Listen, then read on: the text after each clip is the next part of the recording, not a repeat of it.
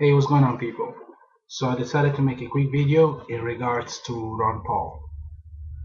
And for the longest time, I avoided making videos that had to do with politics. I avoided making videos that have to do with religion, simply because people tend to get emotional and tend to get illogical when discussing these particular issues.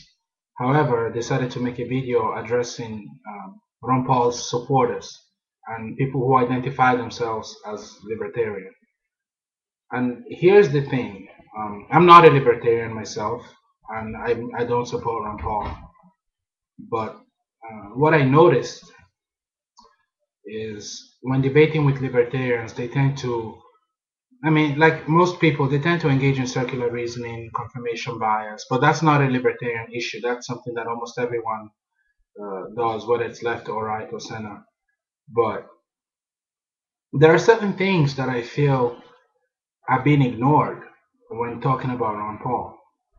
Now, a lot of people support him because they feel that he stands for the Constitution, that he's someone who supports the upholding of the U.S. Constitution, and they feel that he, they feel that he's the kind of person, is the candidate that will make a difference.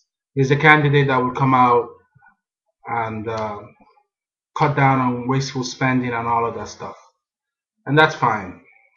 My problem is over 60 to 70% of what he wants to do will never actually happen, even if he were to become president tomorrow. For instance, he wanted to shut down the CIA. In a time like this, it's not really realistic.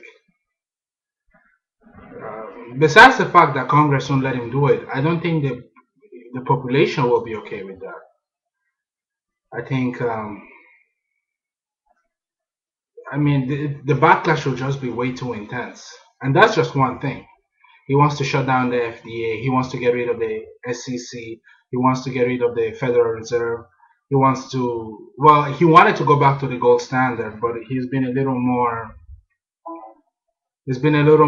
relaxed on that. And what else does he want to do? He wanted to repeal some civil rights legislation that was passed back in the day. And no, I'm not talking just about affirmative action, but that's one of the things he wanted to get rid of. He wants to legalize marijuana, heroin, prostitution, and he wants to pretty much cut down the U.S. presence abroad to a minimum, and approach a non-interventionist uh, way of thinking when it comes to international affairs. It doesn't really appear to me that all these things are progressive. I mean, half of what he wants to do is stuff that was implemented already back in the day and didn't always work. For instance, shutting down all these different things and going back to the gold standard, it's stuff that was going on back in the Gilded Age and prior to that. And to be honest, it didn't do wonders for them. People tend to talk about those days as if things were better, or as if they didn't have to deal with recessions and depressions, but they had to deal with just as many issues as we did. In a capitalist society, there's going to be a bubble. There's always going to be a bubble because at some point, something is going to be valued at more than what it really is worth. And eventually, the bubble will keep growing until it bursts. It will cause a recession, and then people will recover. It's inevitable in a capitalist society. And I don't think that any of the things that he wants to do will make us immune from it. Getting rid of the CIA after in a post 9/11 America, it's just insane. That's never going to happen. But the idea behind it that most libertarians tend to stick to is that if America reduces her presence in foreign countries, then they won't have to fear terrorist attacks because there will be no presence to instigate those attacks. But like I said, it's conjecture. It's not necessarily rooted in fact. Because you have to understand that the terrorist mentality is not always about geopolitics. Some people hate us because we are over there. But some people hate the United States simply because they don't like Western values. It doesn't matter whether we maintain a presence over there or not. I mean, look at Europe. There were several countries that didn't have any any significant presence in the Middle East, and they still got targeted by terrorists. So I feel it would be irresponsible to shut down the CIA in a time like this, because there's no guarantee that pulling out of those countries will make us safe from terrorist attacks. And contrary to popular belief, the CIA has done a lot of things in this country to keep this country safe. It's just that they don't always put it out on television. And I think it's not right that you would want to shut that down. Getting rid of a SEC and pretty much giving banks complete oversight over their own affairs is not really the smartest thing to do, because that's happened before and we still ended up in a crappy situation. There's a lot of historical precedent for all this. Legalizing marijuana, I'm not against it. I think they should, because we legalized tobacco, which is, in my opinion, is just as bad. I don't smoke either, but I feel that if you're going to legalize one, you might as well legalize the other. But legalizing heroin, now you're going into a whole different ballgame. Heroin is a different animal altogether. And yeah, you may tell people that heroin is dangerous and that, but they don't care. And plus, it's not even about adults; it's the teenagers that could get access to those drugs. You can't. That's the one drug you definitely don't want to legalize, because once you get hooked on it, it's extremely hard to leave. And then legalizing prostitution, that's probably not going to fly in some of the states in the Bible Belt. So I don't think that those things would. First of all, the conservative base in America would never let that happen.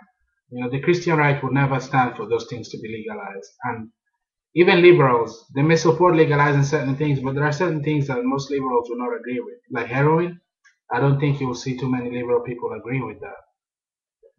And this idea that the individual knows what's best is not always true, because America was not created as a confederacy of loose states that do everything with very little oversight from the government. It's a federation.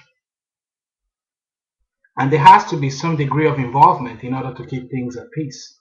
It is what it is. It's the reality. And this idea that somehow the market is the best way to manage affairs, and that the market will eventually lead things to fix themselves, it's naive. Because it's more than likely not going to work that way. You want to repeal some civil rights legislation? Why? History has already shown us that there is a need for certain laws, because no matter how colorblind your ideology is, the society that we live in is not colorblind. It's just the reality of the world we live in. No matter how ideal you try to be, this idea that, if you allow anyone to discriminate, well, they'll be losing money, so those that don't discriminate will make the most money and the market will no, it's not going to happen that way. And we both know it's not going to happen that way. History has shown us that it doesn't happen that way. Back in the day, when one person allowed blacks to come in, whether it was a restaurant or some other service provider for whatever service or trade there was, if many blacks had access to it, he would lose his white clientele. And the white customers were the ones that brought in the profit. As a result of that, most people discriminated by necessity, not because they wanted to, but because they had to. Because at the end of the day, the person that has the most power in a society like that is the person that has the most capital to spend. And even today, the socioeconomic differences between races are still evident and they're still significant. So if you were to go back to a system like that, one class will have more power and more influence than everyone else. It's not racism. It's not some sort of white man phobia, but it is the reality that we live in. I find it naive that some people think that would not happen in today's day and age. Yeah, things have changed, but then at the same time, things haven't really changed that much. You have to remember that the laws that are in place today and the rules that are in place today were not in place 40, 50 years ago. We are here today because those guys back then fought to make sure that there would be laws to ensure a certain level of equality. Because if there was no government oversight, equality could not be enforced. And even then, equality is not 100% enforced, but it's somewhat better. And no matter what, equality is a human right. So government should have oversight over that. Because if not, some American citizens that work just as hard as anybody else will get treated like crap, and that's not right. And I mean, he wants to shut down the Department of Education and all kinds of things. And at the end of the day, my question, because I know I've ranted for like almost 10 minutes, but my question is this. He's still going to have to go through Congress to be able to do half the stuff he wants to do. Okay? How is he going to be able to do that with a Congress that's not going to follow his views? Because no matter how much libertarians think that everyone shares their view of the world, the truth is, in America, most people are still not within that line of thinking. Some people are liberal, some people are very conservative. And then some people are moderates, like me, in the middle. And then we have the libertarians. But the thing is, like I said, legalizing heroin, marijuana, and prostitution, how's that going to fly with the ultra-conservative states? Then repealing certain civil rights laws and laws that may affect women's rights and laws that may affect, other minority groups, plus certain other things, that will turn off some liberals too. All these things will have a huge impact. Getting rid of the SEC and the FED, that's going to be very, very hard to pull off, especially in a globalized economy like the one we have today in the world. So half the stuff he wants to do will never really fly with Congress. Getting rid of the CIA in a time like this, that will never happen. Congress will never let that happen. People would not let that happen. So half the stuff he wants to do will not even be able to go through the legislative arm of the government. So how is he going to do that? He's not a king, he's still a president. He has to go through checks and balances like any other head of state. So how is he going to do all that? And there are so many things that seem pretty self-evident to me, but when you talk to some libertarians, it's almost like they don't see them. And they talk about his consistency in believing his ideas and whatnot. But Hitler was consistent in his beliefs too. That doesn't mean that his beliefs were good. You gotta be realistic. So how exactly is it gonna make a difference? Because you have to understand that you would need to have a strong presence in Congress. You would need a Congress that's willing to work with it. That's always been the case. Even with Obama right now, he has to work with a mostly Republican Congress. And he has a hard time. And half the stuff he wants to do is not even that significant, to be honest. He's not the most radical president I've seen. He's not really as much of a leftist as some people will try to make him out to be. And when Bush was president, for some time he had to deal with the Democratic Congress, the same thing. But this guy wants to come in and make some really extreme and very drastic changes that will not fly with some parts of the voter base. Some aspects of the electorate will never work with some of the changes that Ron Paul wants to make. So all we're going to have is a president trying to do stuff and then a Congress shutting it down. Then he's going to veto some of that stuff, and then the Congress will threaten to have a 2/3 majority vote, and then it will just become chaos. Not to mention that the last two presidents that tried to shut down the Federal Reserve died. So I'm not even going to go there. So what exactly are people expecting out of this guy? Because we don't live in a colorblind society, and the market is not colorblind. History has shown us that. And legalizing certain things is dangerous. Getting rid of the FDA is dangerous.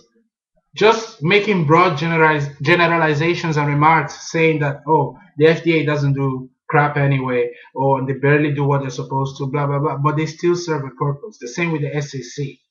You can't just get rid of things just because you think that those institutions don't work. It's not how politics work. It's not even how it should work. So, taking into consideration the fact that there's going to be a Congress that will oppose him on almost 70% of all the stuff he wants to do, and there's still going to be a significant number of people in the general population, in the general voting population, that will oppose what he wants to do. And I'm not talking about a minority, I'm talking about a significant number on both the left and the right. How much change could he possibly bring? How many things could he actually pull off? You can't just support a guy blindly without looking at his realistic ability to get things done. And that's the same problem I had with Obama when he first came into power in 2000, what was it, 2008. I'm like, yeah, he seems like a good guy. He's eloquent, he's educated, he's pragmatic. I like that. But it's almost like some liberals expected him to be this magic president that could fix everything right away, and he can't do that. He's not going to make the unemployment rate drop down magically. That's not how economy works. He's not going to be able to create jobs out of the blue. There are some things he did that I don't agree with. There are some things he did that I greatly agree with. But just like Obama, you can't really expect the president to do so many things because some of those things are just not feasible and there's not enough support to get them done. And it's the same thing with Ron Paul. On paper, some of the stuff he wants to do is interesting. Some of it might even work. But the reality is that more than likely, he won't be able to get those things done. He won't be able to go through Congress with those. He can't shut down the CIA. Half the institutions he wants to close down, he can't close them down.